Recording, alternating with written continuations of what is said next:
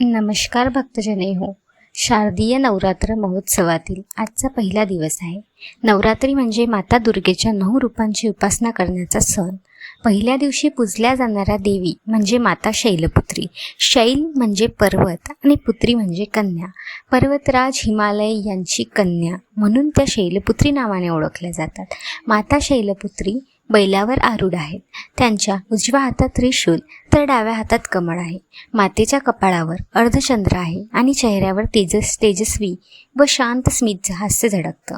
या रूपामुळे त्यांना प्रथम दुर्गा असंही म्हटलं जातं. पुराणानुसार माता शैलपुत्री ह्या पूर्वजन्मी सती होत्या. सती या दक्ष प्रजापतीच्या कन्या आणि भगवान शिवांच्या अर्धांगिनी. एकदा दक्ष प्रजापतीने एक महान यज्ञ केला, पण शिवांचा द्वेष असल्यामुळे त्यांनी भगवान शिवला आमंत्रण दिले नाही. सतीला मात्र आपल्या पित्याच्या यज्ञाला जाण्याची तीव्र इच्छा झाली. भगवान शिवांनी त्यांना रोखलं, पण तरीही सती यज्ञस्थळी गेल्या. तेथे दक्षाने शिवांचा अपमान केला. हे पाहून सतीला अत्यंत क्लेश झाला. स्वामींचा अपमान सहन न झाल्यामुळे त्यांनी योगाग्नीत आपलं शरीर अर्पण केलं. सतीने शरीर त्यागल्यानंतर पुढील जन्मात त्या हिमालय राजाच्या घरात कन्या म्हणून जन्मल्या. हा जन्म म्हणजे शैलपुत्री. पुढे त्यांचा विवाह भगवान शिवांशी झाला. म्हणूनच नवरात्रीच्या पहिल्या दिवशी शैलपुत्रीची पूजा केली जाते. शैलपुत्रीला नवरात्रीची सुरुवात मानतात, कारण ती मूलाधार चक्राची अधिष्ठात्री देवी आहे.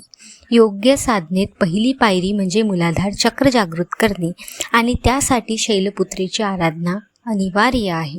तिच्या कृपेने साधकाच्या जीवनात स्थैर्य, धैर्य, संयम आणि आत्मविश्वास वाढतो. म्हणूनच शैलपुत्रीला आध्यात्मिक प्रवासाची पहिली पायरी मानलं जातं. हिमालय राजाची कन्या असल्याने तिला पर्वतराज कन्या म्हटलं जातं. ती प्रकृती आणि स्थैर्याचे प्रतीक आहे. काही ग्रंथामध्ये तिला धैर्याची देवी म्हटलं आहे.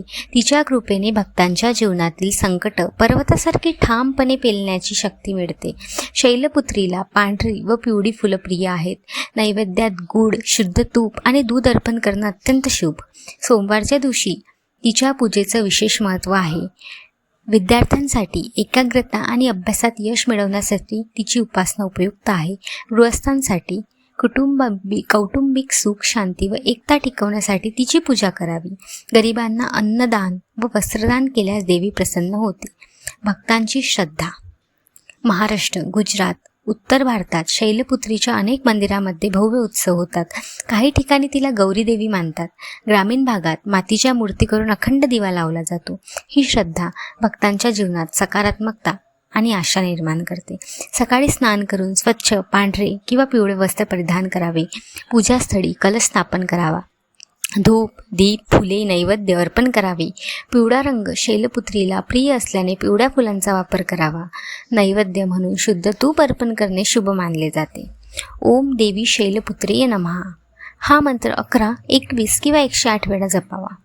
वंदे वांछित लाभाय चंद्रा धर्मकृत शेखराम ऋषारूढा शूलधरा शैलपुत्री यशस्विनी. शैलपुत्रीच्या पूजेमुळे जीवनात स्थैर्य आणि धैर्य वाढतं.